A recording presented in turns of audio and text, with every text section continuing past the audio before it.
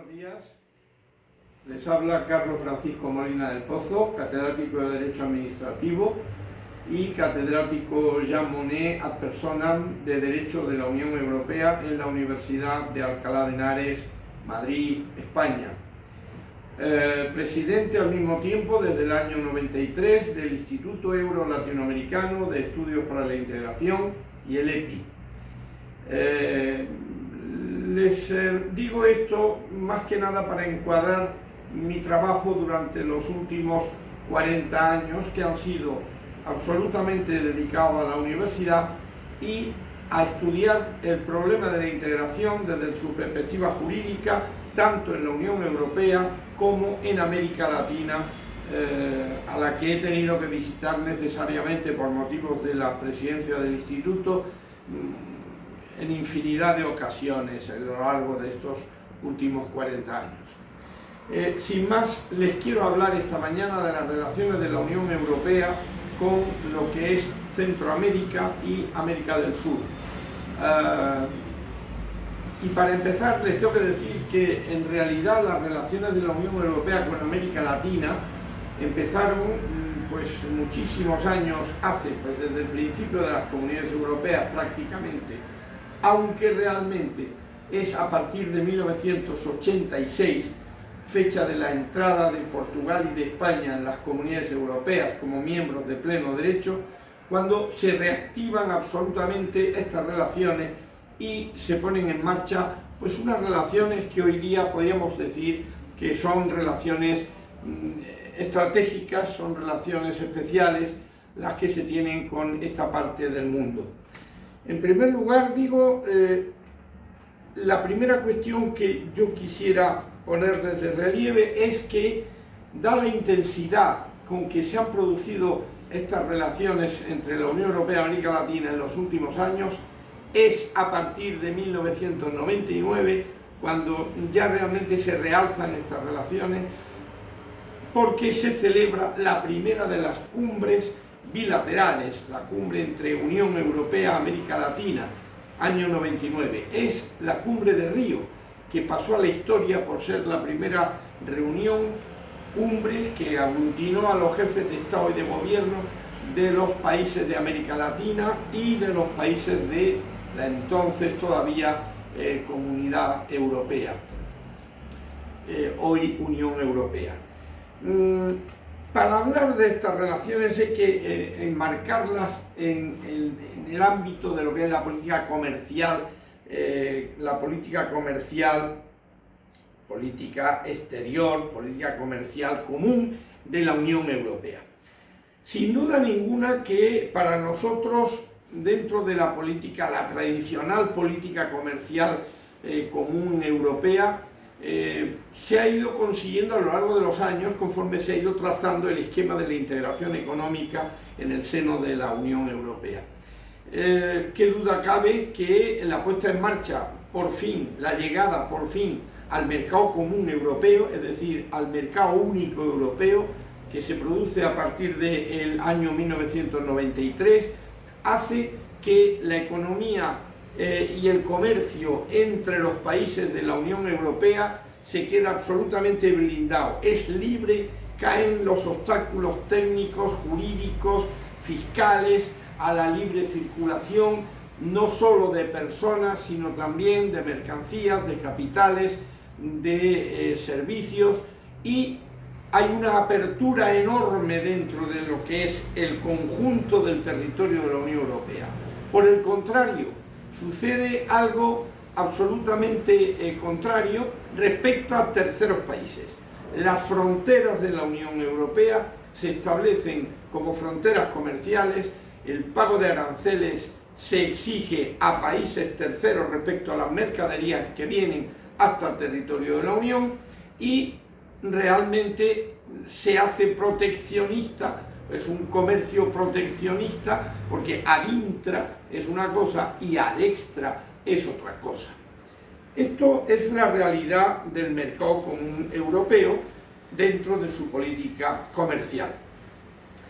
Pero la Unión Europea al mismo tiempo que ha puesto en marcha ese mercado único europeo, muy proteccionista ad intra, como digo, está empezando a tener un abanico de relaciones con países terceros de todo el mundo, haciendo por grupos de zonas geográficas del mundo, y va acercando las posiciones a esas zonas.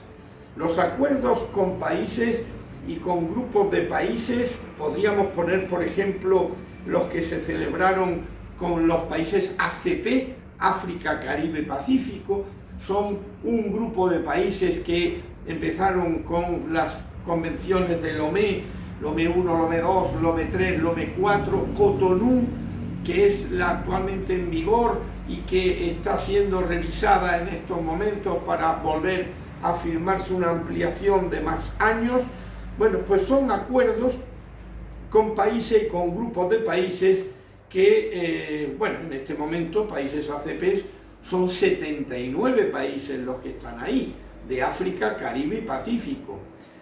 Está Cuba o está en República Dominicana, y también se firmaron acuerdos con países pues vecinos, lo que formó hace unos años la política de vecindad, que se llama, en donde se integran un montón de países mediterráneos, países de la África del Norte, países mediterráneos, como digo, y que bordean y son fronterizos a través del mar Mediterráneo con los distintos Estados miembros de la Unión Europea.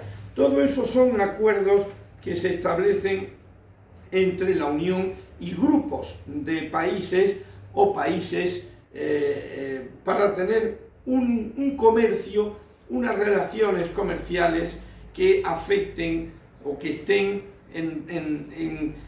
de alguna forma relacionadas con ese mercado único europeo que se dispone en Europa.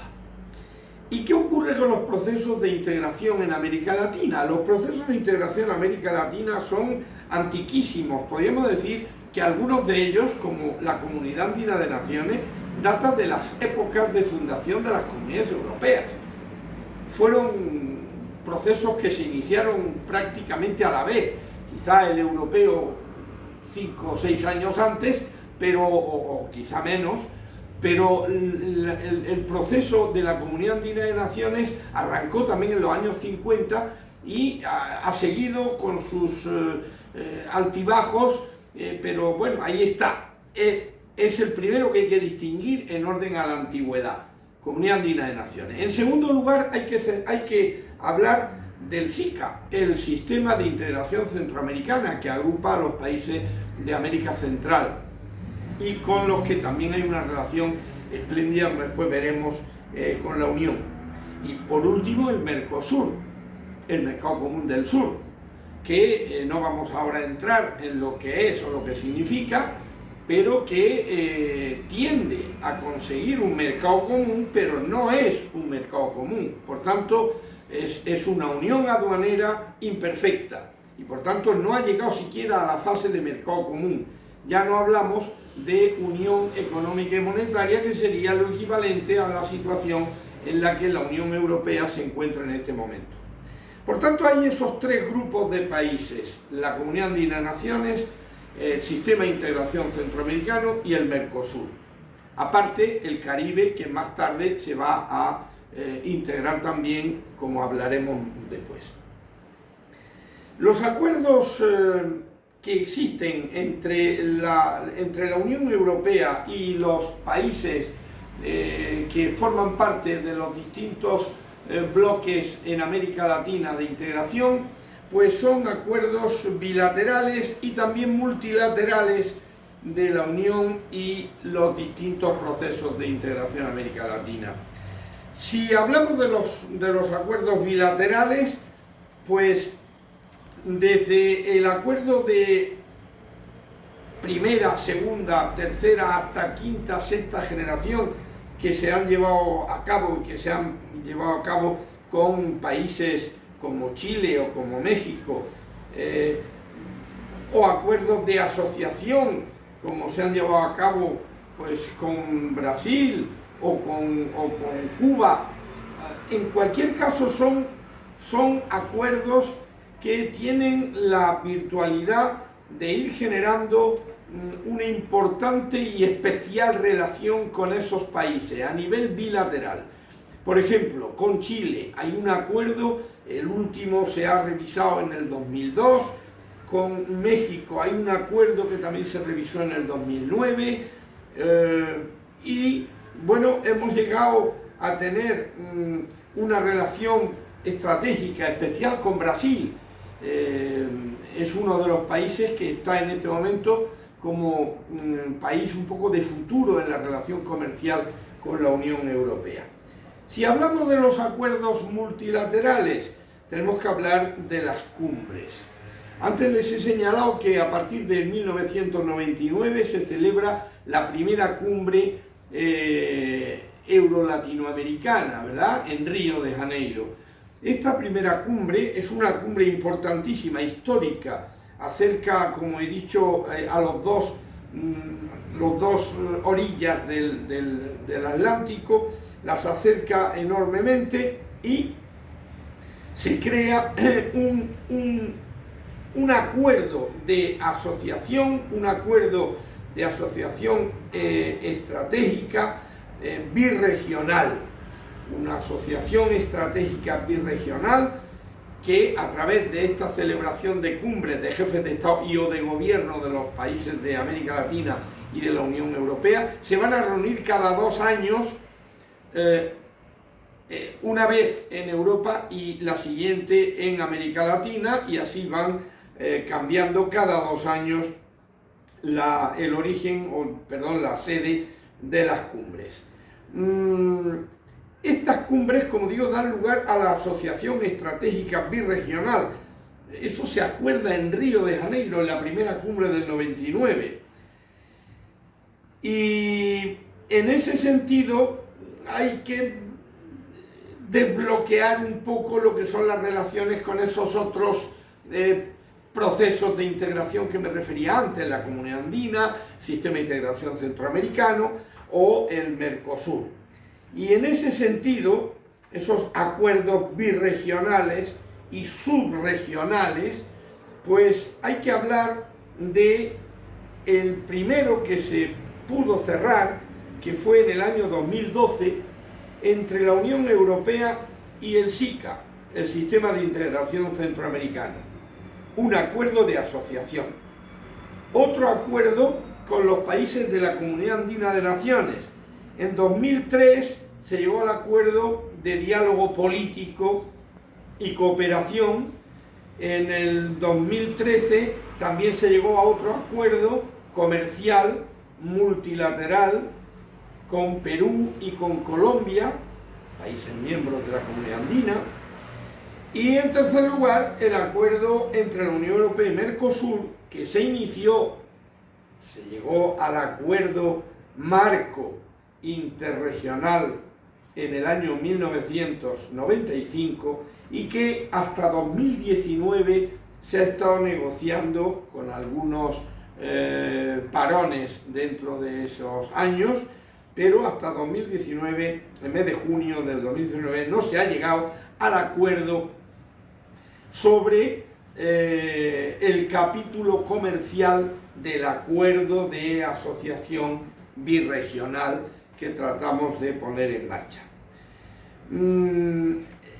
Si luego tuviera tiempo les contaría detalles y anécdotas de cómo se puso en marcha ese acuerdo en 1995, del que fui testigo en primera persona de la firma del acuerdo en la Casa de América en Madrid, y que posteriormente ha estado en negociación durante tantos años y con tantos altibajos en la negociación debido a los intereses, lógicamente, por un lado de los agricultores franceses o de la política agrícola comunitaria capitaneada por Francia, y por otro lado por algunos productores competitivos, lógicamente, argentinos, de algunos productos agrícolas.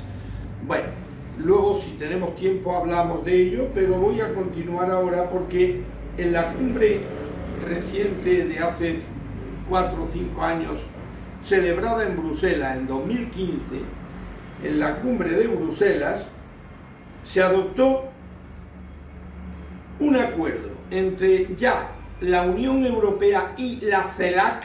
La CELAC es la Comunidad de Estados de Latinoamérica y Caribe.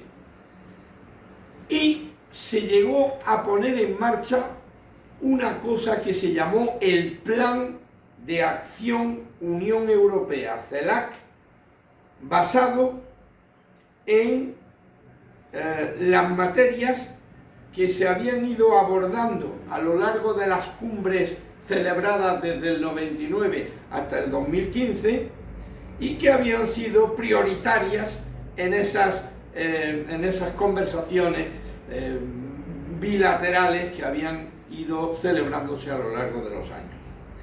Ese Plan de Acción Unión Europea CELAC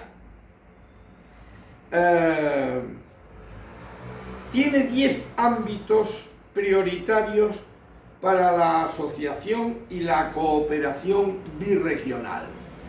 Esos 10 ámbitos prioritarios son los siguientes: ciencia, investigación, innovación y tecnología.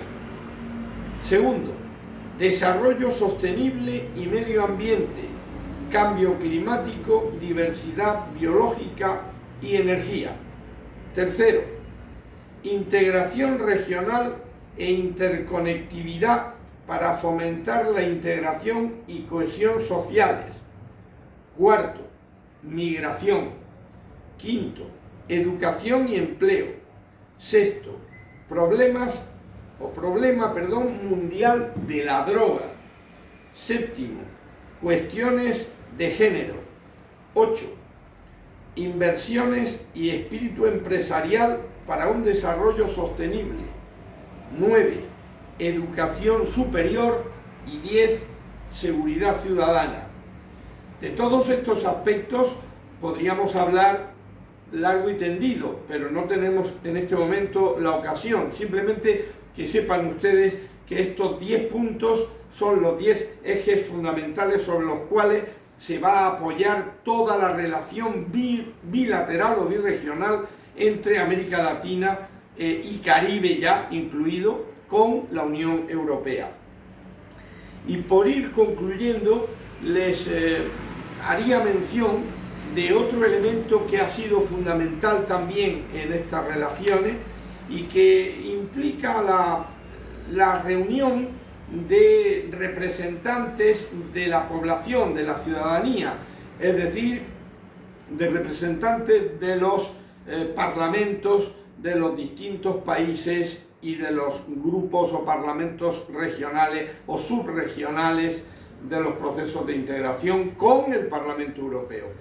Me estoy refiriendo a que desde el año 1974 se iniciaron una serie de reuniones interparlamentarias a nivel de América Latina, de algunos países de América Latina y de las comunidades europeas, pero que a partir del año 2006 se van a ver institucionalizadas a través de lo que es la Asamblea Parlamentaria Euro-Latinoamericana, Eurolat.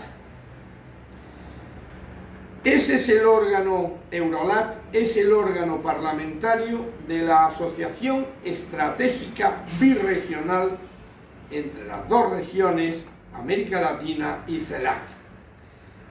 Este órgano parlamentario tiene 150 miembros, 75 pertenecen al Parlamento Europeo, son 75 eurodiputados, y otros 75 provienen de los parlamentos subregionales de América Latina y Caribe. El Parlatino, el Parlandino, el Parlacén, el Parlasur, el Parlamento de México y también el Parlamento de Chile. En total forman, como digo, 150 representantes de la ciudadanía, de los pueblos de Europa y de América Latina y Caribe, que van a reunirse para tratar cuestiones que implican la puesta en marcha y el funcionamiento de todo ese plan de acción que antes me refería, ese plan de acción que establece los 10 ámbitos prioritarios y sobre los cuales se está funcionando.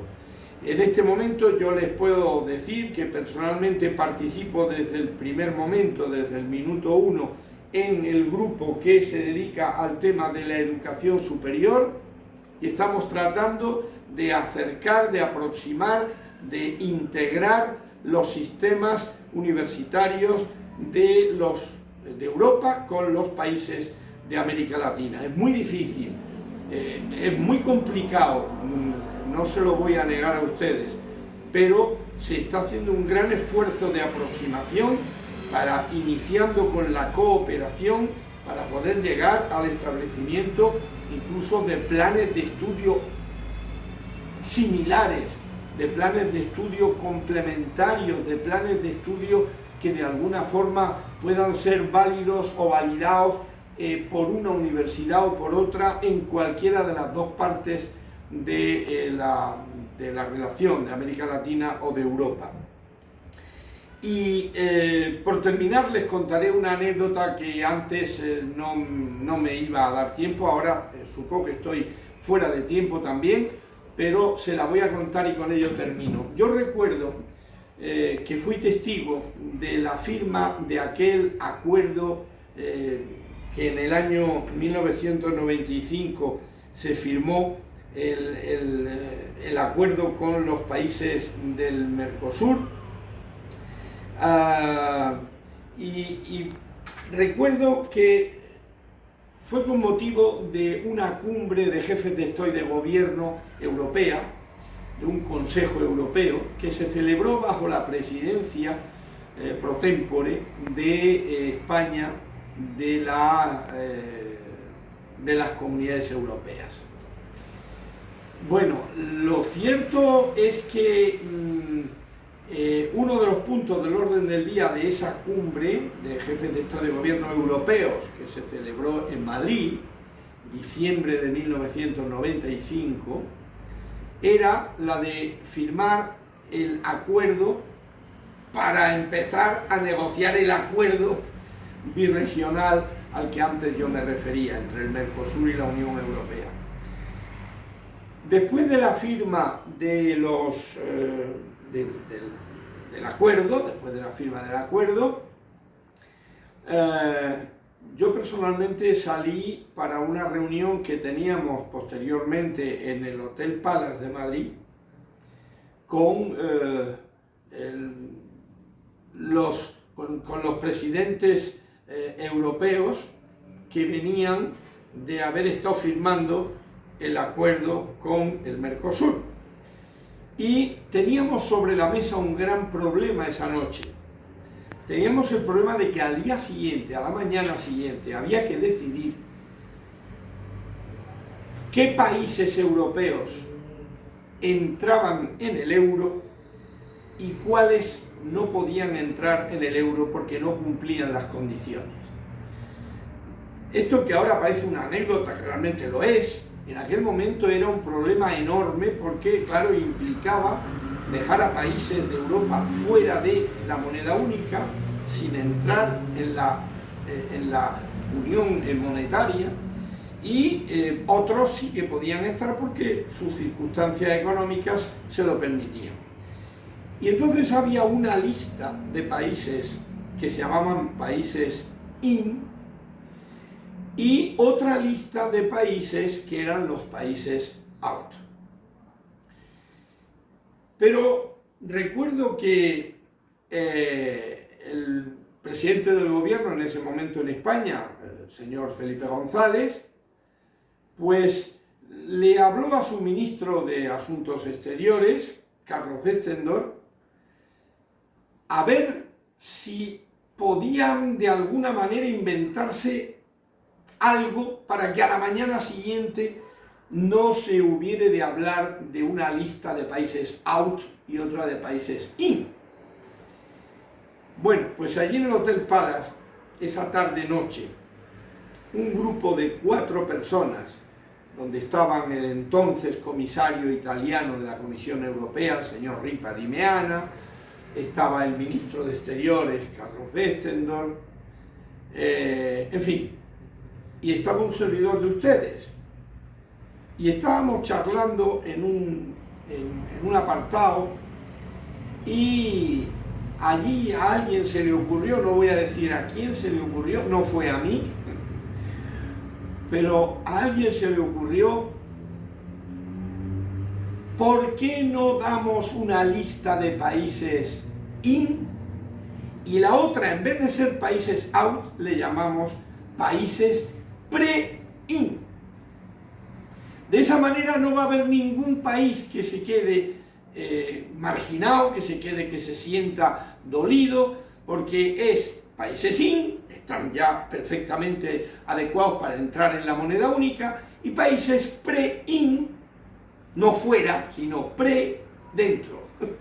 Y así se aprobó, fue una idea genial, todos nos encantó, llamamos rápidamente al presidente del gobierno para comunicárselo, se puso encantado, contentísimo de que pudiéramos desde España como presidencia de pro tempore pudiéramos aportar esa. Y así fue, a la mañana siguiente se aprobó la lista de países in y de países pre-in, no causando ningún malestar en ninguno de los países miembros de la Unión Europea. Bueno, esto se lo he contado simplemente para que quede en el broche final la idea de que en Europa las cosas se hacen así. No son tan formalistas como uno se imagina. La burocracia existe en Europa, pero al hablar de ideas comunes para hacer que todos se sientan integrados y bien, les aseguro que hay una apertura de cabezas enorme y que se piensa siempre en lo más interesante para toda la ciudadanía y para que todos estén de acuerdo. Eso es un valor que tiene Europa. Es un valor, el de sumar para integrar. Eso es algo que quizá en América Latina todavía no se ha terminado de profundizar en ello y de aceptar, pero es así. Vamos todos juntitos para llegar más lejitos. Muchas gracias y buenos días.